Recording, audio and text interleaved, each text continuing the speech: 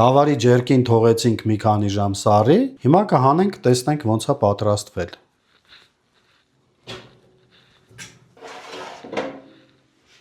Ահա ջերկիները լավ չորացրել ենք։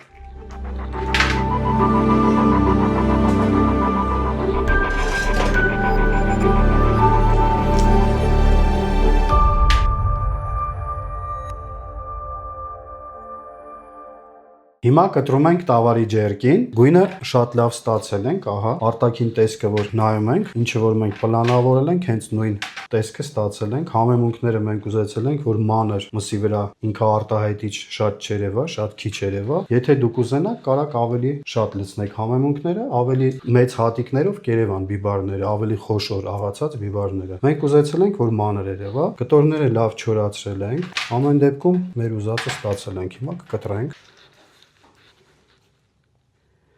Ոնց որ ասել եմ, բարակ կարելի է կտրել։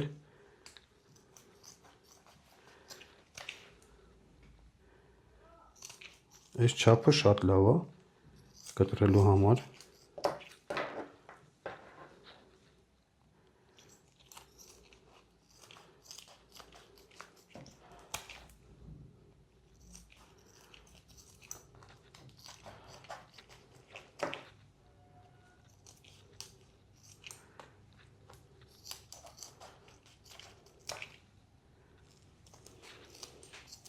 Ինքը շատ լավ կտրվում է, որտեղ չորացրել ենք։ Ավել պետք չի չորացնել։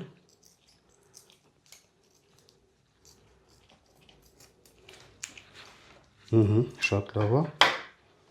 Իրա գույնն է, որ նայում ենք, հələ հաստությունը, ընդհանուր բարակությունը, ամեն ինչ նորմալ ստացել ենք։ Հիմա եթե էլի փորձենք մեր ատամներն են, ինքը տավար է, բնականաբար տավարի միսը մի քիչ ավելի պինդ է, խոզի ու հավի մսից ինքը միանշանակ ավելի տարբերվում է, շատ նորմալ ստացել ենք։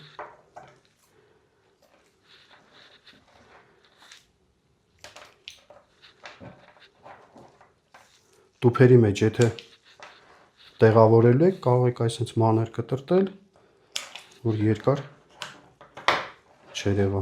ընդհանուր տեսքը շատ լավ ենք ստացել։ Պատրաստեք նույն բաղադրատոմսով, ձեզ մոտ էլ շատ լավ կստացվի։